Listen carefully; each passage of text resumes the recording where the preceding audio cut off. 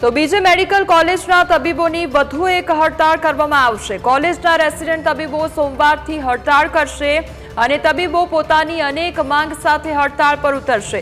Stipend વધારાની માંગ સાથે હડતાળ કરવામાં આવશે। સ્ટાઇપેન્ડ વધારો 3 વર્ષથી વધારીને 5 વર્ષ કરવા માંગ કરવામાં આવી છે। તબીબોએ સરકાર પાસે 6 મહિના પહેલા માંગણી કરી હતી। 6 મહિના બાદ પણ માંગ ન સંતોષાતા હવે વિરોધ કરવામાં આવશે। R1, R2, R3 અને SR ડ્યુટી સોમવારથી બંધ કરવામાં આવશે। કોલેજના તબીબોએ સરકારને અલ્ટિમેટમ આપ્યું છે।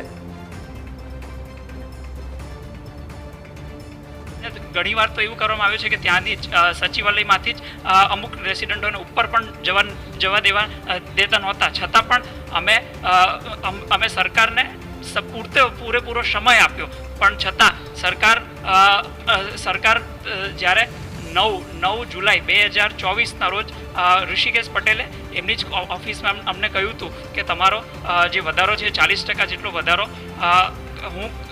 કરવામાં આવશે। સરકાર પોતાની વાત પરથી આમાં મુકરી રહી છે અને તેથી અમે આ બધા રેસિડન્ટ ડૉક્ટરો સરકારને પૂરેપૂરો સમય તો અમે આપ્યો જ છે અને છતાં પણ અમને સંતોષકારક પરિણામ મળ્યું નથી, તો એનો અમને વિરોધ કરીએ છીએ।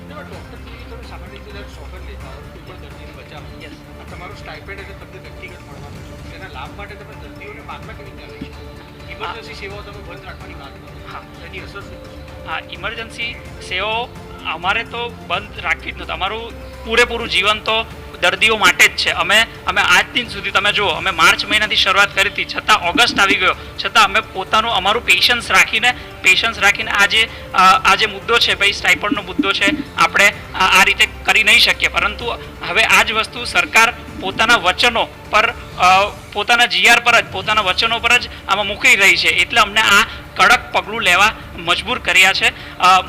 અને બીજી વાત એ કહી દઉં કે ઇમરજન્સી સેવામાં જે આપણા સિનિયર કન્સલ્ટન્ટ છે એ તો ત્યાં હાજર જ રહેશે અને એ દર્દીઓને ત્યાં જોશે।